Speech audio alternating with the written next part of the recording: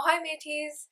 It's officially been almost a year since I moved away from my home in Singapore to come to the UK for my university. It's really crazy to think that last time this year I was in this seething cauldron of emotions, and I really thought I would never get used to my life in the UK, all because I suffered from homesickness just so intensely. In this video, I want to describe my experiences of homesickness in detail, simply to establish that it is such a normal part of leaving home. So grab yourself a warm drink and make yourself comfortable, because this is going to be one emotional roller coaster of a story time.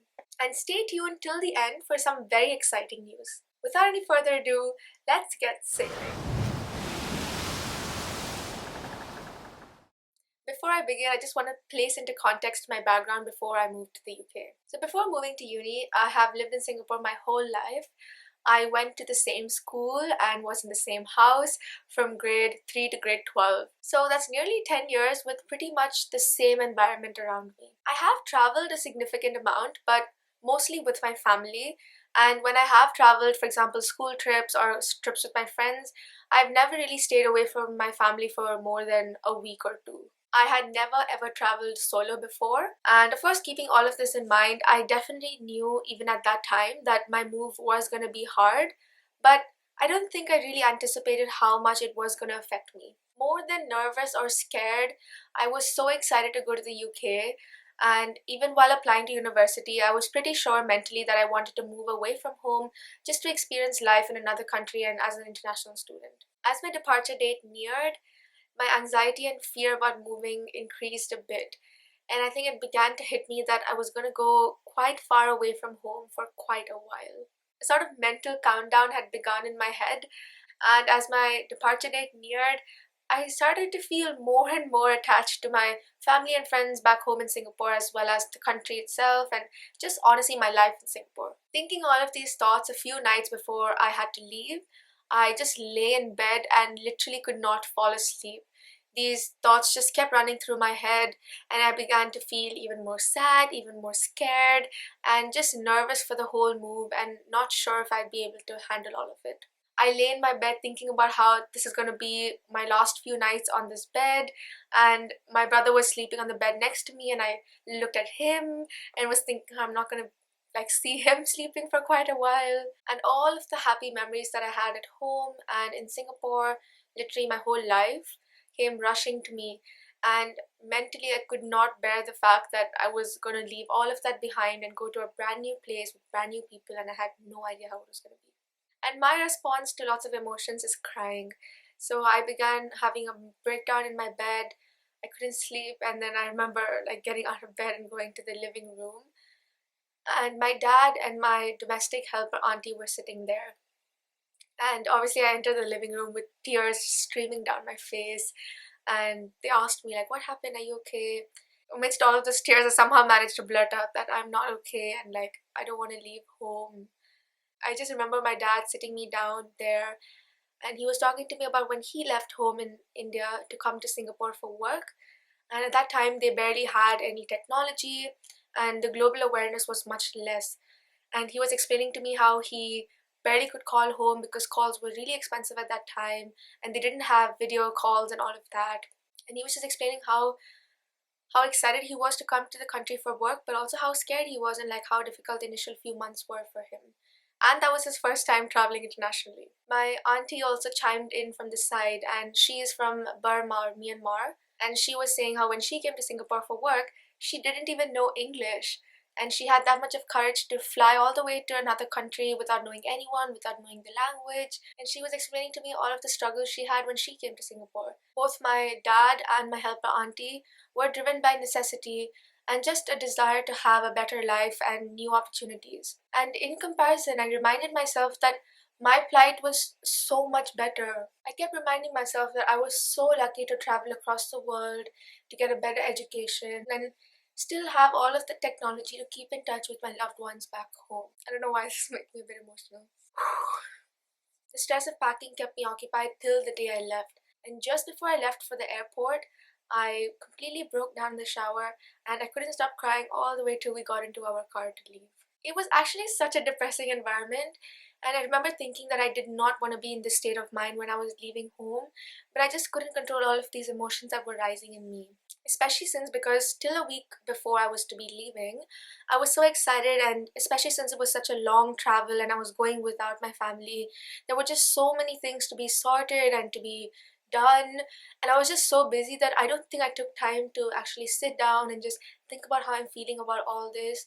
That it all just came rushing like just before I was leaving. After a very teary departure, I remember sitting in the plane and looking out of the window and seeing the plane pull away from the tiny island that was my home for the past 10 years. And I just completely broke down. So that was the state that I left home in. As soon as I landed in the UK, I managed to get myself a temporary SIM from the airport, and I let my family know that I had landed and everything was okay and all of that. But I didn't have enough data on the SIM to video call them. And at that point, I was so tired, and obviously, I still missed home a lot. And all I wanted to do was see their faces. And I kept telling myself that I would have Wi Fi as soon as I reached the college, and it was less than a 2 hour drive from Heathrow to Cambridge. So I kept telling myself, just hang in there, like, as soon as you reach college, you'll have Wi Fi and you can make all the calls you want. So I thought it wouldn't be long, but I guess the universe had other plans for me. Upon reaching my college, my first struggle was moving all of my luggage up 3 flights of stairs to my room, which was on the top floor of college. Finally climbed up all the stairs and we reached the third floor. Here's all my luggage. My room is like down this hall, so let's go. After nearly 24 hours of travel related stress and fatigue, I almost lost all hope when my college porter refused to help me carry my 60 kgs of luggage up to my room on the third floor. There were some last minute changes regarding quarantine rules, which basically meant that I didn't have to quarantine in the UK anymore. And I was trying to explain this to him, but he didn't really understand, maybe to do with my accent or the mask and all of the social distancing regulations. But I was just too tired to continue to explain to him. And obviously, I guess because of COVID, he didn't really want to be too near me because he thought I was supposed to quarantine and he didn't want to help carry my suitcase. And obviously, understandable. But at that point, I was just so in need of help. And to me, it felt like I wasn't able to get any. All I wanted to do was have a warm shower, have the food that my mom packed for me from home, just crash into my bed and just video call my friends and family back home. And instead, I was stuck for the next hour trying to carry all of my luggage up to my room and like set up my room and all of that. I remember reaching my room finally with all of my luggage and opening my room door, sitting on my bed and just collapsing in tears, partly because of the fatigue of all of the travel and all of this managing things alone, and partly because I had no idea how I was going to manage in this country for the next 3 years when literally the first few hours had been such a struggle.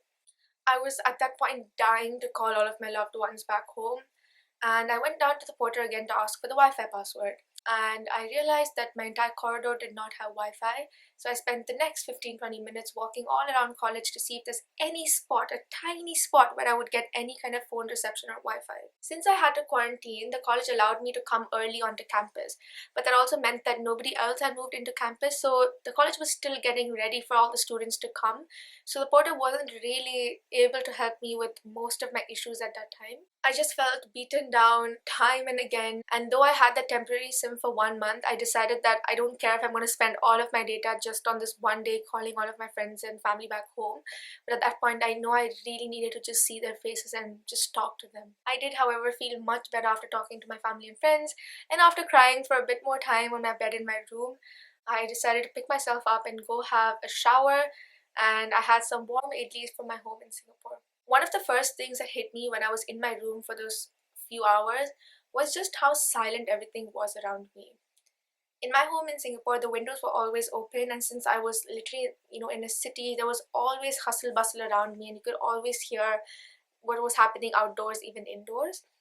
But in my room, if I wasn't talking and if I wasn't making any noise in my room, I would literally hear pin drop silence, and I felt like I could hear the silence, if that makes sense. And it really made me feel so lonely in my room, and maybe that was because other people hadn't moved in at that time. But after showering and after eating, even though I was so tired and all I wanted to do was get into bed and sleep, I just could not bear the thought of staying in this room alone for longer. So I immediately called my friend who I traveled with, and he was also settling into his college. And I asked him if he'd be up for just meeting in the evening and just going for a walk around the town. So we met and we just spent the rest of the day just roaming around Cambridge. Thankfully, all of that walking around and exploring the city centre really tired me out by the evening. So I came back home and I just crashed into bed and had a good night's sleep. The next morning, I had to travel to a family friend's place that was about 2 hours by rail and the tube from Cambridge to collect some official documents that I needed. Upon reaching my family friend's place is when I was told that my grandfather had passed away just the night before, and this was exactly a night after I left my home in Singapore. Though I wasn't the closest to my grandfather, I think amidst all of the emotions and the big changes that I felt were going on in my life, that really came as a shock to me, and I remember just completely breaking down at my family friend's house. Staying there overnight, however, was such a good decision because I got to spend time with their family and I got some really nice home cooked food, which made me feel like I was back home for a short amount of time.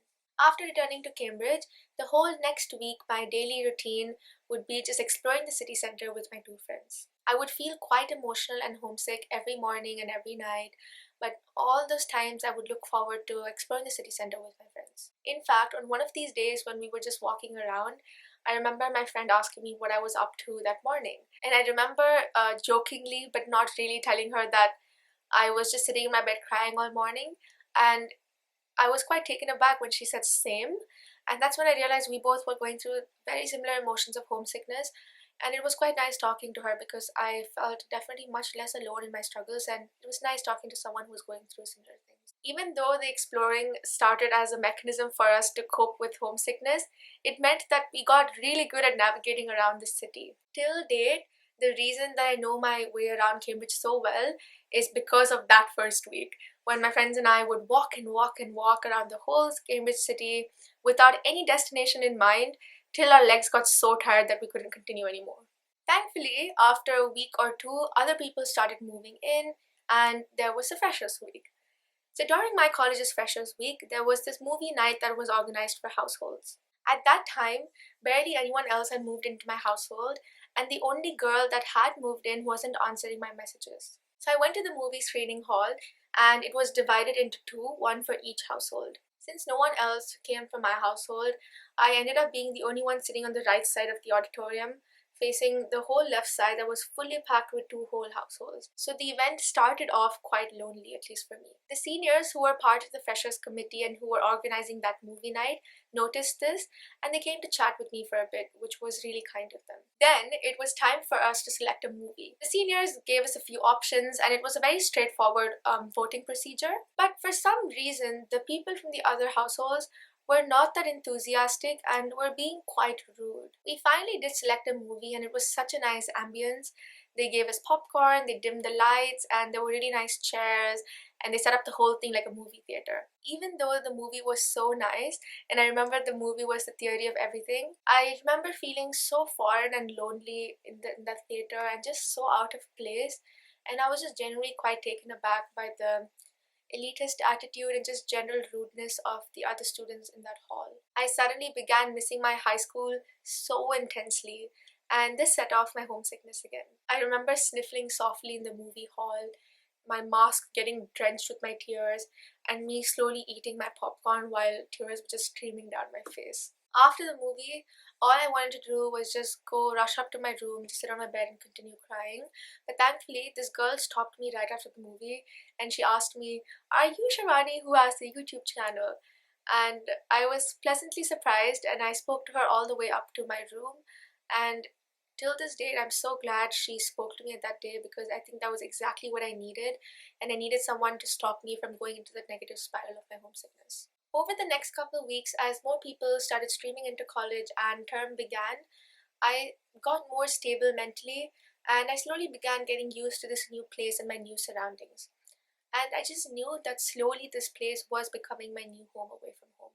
The initial 2 weeks were definitely the hardest, and every day felt like a struggle. But even during those couple weeks, I just knew how much stronger I was getting every day. In a place where everything was new, and even though I consider myself quite a sociable person, Every small thing that I managed to do, for example, striking up a conversation with a stranger, buying a bus ticket, cycling alone from the city back to my college, every of these small things was just such a big victory to me. I was being pushed out of my comfort zone every day. And even though that was uncomfortable and hurt on quite a few days, the experience itself was just so humbling. Of course, as term time began and I met new people, I felt less homesick.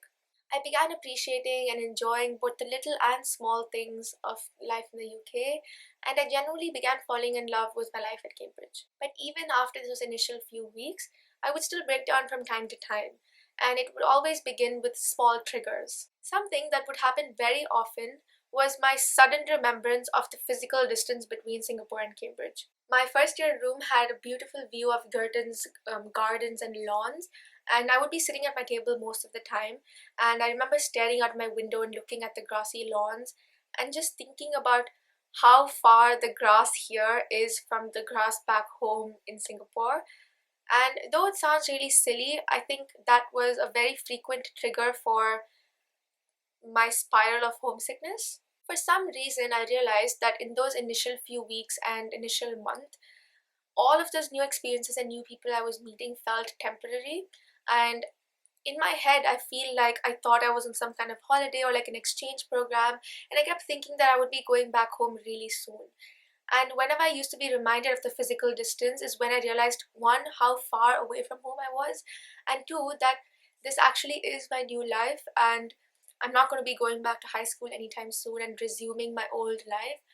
And I think just it just took a while to digest all of that. I would realize that this place had to be my new home, and this was going to be my life for the next 3 years, where I would be away from home for most of the time and I would just go back for the holidays or something. And it's not that I hate this place, but it's just that it was a big change that took time to digest. Another night, I was feeling super homesick and I had this strong craving for my comfort food, which is curd rice. And since I had become vegan, I hadn't really had curd rice. But that night, I figured out how to make a vegan version, which was so good, and I remember feeling just so happy that night. Then, sometime around November, I remember working tirelessly at my desk on a Saturday morning because we had Saturday lectures. And I picked up my phone and was just looking through Instagram when I realized that it was actually Deepavali that day. And I remember scrolling through all of the pictures and videos of my friends back home celebrating with their families, and just all around social media there was everyone celebrating with their families. And it then hit me that I did not want to be at my desk on a Saturday morning, and I was missing being at home so much, and all I wanted to do was just sit at home with my family, just dressed in traditional clothes and eating all of my mom's food and just being physically around my family. I would try and concentrate on my work, but just this thought kept running through my head about how I don't want to be doing these damn Saturday morning lectures. And I just remember thinking again about how silent and lonely this room is in contrast to how I would feel if I was home at that point. And just to get out of that physical space and that mental headspace, I just went and sat in my friend's room for a while, and I told him that can I just sit like in your presence for a while because I want to feel less lonely. And I ended up just crying there for a while. We then went and made some Indian ready meals and had that for lunch, just sort of to get into some sort of celebratory spirit, and that did make me feel much better. And in the evening, I got to meet my other friends, and we dressed up in traditional clothing and went and got some nice tasting Indian takeout. So I came to Cambridge around the end of September, and in my head, I was planning on going back home in December. And that is, just barely 3 to 4 months. But in that first couple weeks and first month, I remember thinking that I had no idea how I'm going to get through these first 3 months. It just sounds too long, where every day is a struggle. How am I going to get through 3 months? But that same duration that initially felt so long, those 3 months actually flew by really quickly once I got over that initial month. I thankfully did get to go home for the Christmas break, and I had such a good time with my family and friends back home. And just after my Christmas break, the COVID situation in the UK was getting worse by the day, so I took the call to spend the entire second term at my home in Singapore. After second term, when I left to come back for third term to Cambridge, I did tear up while leaving, and these emotions still were there. However, they were much more temporary. As my taxi entered Cambridge, I remember looking all around and just seeing familiar sights and all of the places where I had made such nice memories with really nice people. Most things seemed familiar around me, and that itself was just so comforting compared to the first time when I came in a taxi and every single thing was new around me. As soon as I saw my college and I met my friends, I realized how glad I was to be back.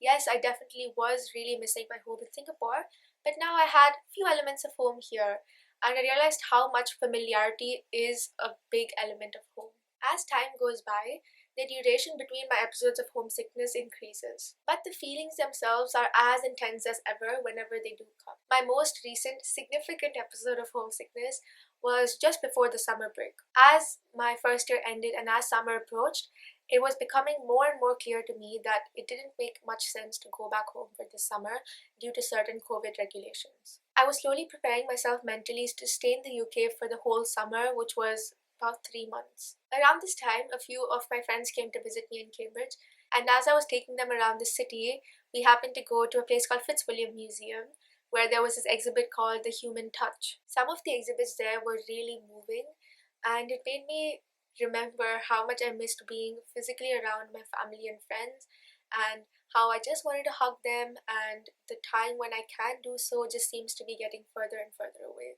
After that, we got to see the graduating ceremony of that year's Cambridge graduates, and they were parading down that road with all of like their friends and family cheering and hooting from the sides, celebrating their loved ones' successes. After seeing my friends off and on the way back home, I was thinking back to the events of the day, about the human touch exhibits and the graduation ceremony, thinking about both when I'd next be able to hug my friends and family, as well as when they would be able to come and visit me in Cambridge. I was thinking about how I'd spent so much time getting to know Cambridge as a city, and I just wanted to be such a good tour guide to them whenever they come. But at that point, I had no idea when they would be able to come and visit me. I remember watching the graduation ceremony and seeing a few aunties in Indian saris and thinking of my mom and dad. The graduating ceremony made me realize that I definitely wanted my family to visit me at least once or twice before my graduating ceremony, and just the thought of them coming for the first time to visit me when I graduate was just so depressing. Wow, look at the timing. My mom's just texting me asking is all okay. And all these tears began rolling down my face as I was sitting in the bus going back to my college. These are just a few instances of many where I've been hit by intense homesickness. Some of these episodes are quite short lived, but sometimes the triggers have a much deeper impact, and I'm left with feelings of loneliness and grief and just longing for much longer. So many nights I have forced myself to fall asleep with a damp face and just the salty taste of my tears on my lips. Even now, I have no idea when I'll be able to see my family and friends in person next, and sometimes it really gets to me. But when I am emotionally stable, I have never once regretted my decision to move to the UK and to be an international student. It's made me so much stronger of a person, and I do genuinely love my life here. The purpose of this video is not to offer any sort of advice, but just to share a few personal anecdotes which would hopefully resonate with you at some point in your life, and just remind you that it is perfectly okay and normal to feel such intense emotions. Even during big changes in our life, it's important for us to constantly be able to ground ourselves and remind ourselves that though these emotions are so strong, they are temporary, and we are getting constantly stronger with them. If there's one thing I've learned over the past year, it's that change and growth can feel so uncomfortable and can make you feel just all over the place, as though you don't even recognize yourself anymore. Though my experiences of homesickness have definitely been an uphill battle, the learning curve is so steep and the reward is so sweet. Till this date, the first week that I was here in the UK, even though I remember that as one of the hardest experiences in my life, I also know that that was one of the most valuable. I felt that in the first week and first month that I was in the UK, I was being pushed out of comfort zones like never before, and I learned so much more in that initial period than I felt like I had learned my entire life about myself as well as how to face struggles. Compared to a year ago, I feel so much more stronger, confident, outgoing, mentally flexible, and just independent. And I know for a fact that moving away from home had a huge role to play in all of that. As international students, We face a whole other range of problems when moving away from home and into the UK. Amidst all of these big changes and emotions, sorting out official or really important tasks such as a bank account or SIM card can be very stress inducing. That is precisely why the UK Survival Service offered by Great British Mag is such a great resource. I have personally been on calls with the founder and have been so impressed by the amount of research that they're doing concerning international students and trying to alleviate some of the struggles and issues that international students face when moving to the UK. Subscribing to their service means that your bank account is ready and set before you even move to the UK, and no matter where in the world you are, you will get a SIM card sent to you. So unlike me, you don't have to struggle with issues of calling your family and friends back home or getting a SIM card as soon as you come to the UK. They also give discount vouchers to super useful products and services, such as discounted prices for taxis from the airport, and so many other things along those lines. And apart from those initial few months, they keep sending you weekly e-newsletters that are up to date with what is going on in your student life at that time and offer you lots of advice regarding that. And all of this for such an incredible price. Believe me when I tell you, I got my temporary SIM for such an incredibly insane amount, and the price that you pay for this is just a little more for nearly triple the amount of benefits available. I myself have subscribed to their service, and believe me when I tell you that I really wish I had done so before I moved to the UK. For this reason, they have kindly given me a promo code that all of you can use to get 10% off their product till next month. So hurry up and get it while the discount lasts. Most students undergo homesickness and some do not. But in any case, remember that all of your feelings are valid and are a very normal part of moving away from home or any sort of big change in your life that is happening. Give yourself the permission to believe and truly hope that things will get better, and try and find joy in the little things to help you move forward. Look out for my next video where I'll share my top tips for dealing with homesickness and how to get out of that spiral when you do fall in. I really hope that this video resonated with you in some way or the other.